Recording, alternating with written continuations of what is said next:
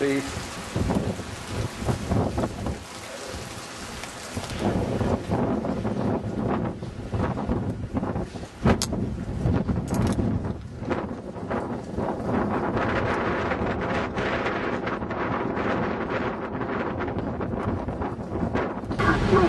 McLean, Haywood, other locations in the warning include Mount Pulaski and Worthella.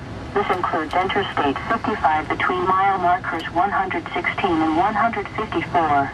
When a tornado warning is issued, it means that strong rotation has been detected in the storm, and atmospheric conditions support that rotation reaching the ground. A tornado may already be on the ground, or is expected to develop shortly.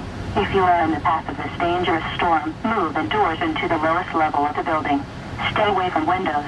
If driving, do not seek shelter under highway overpass.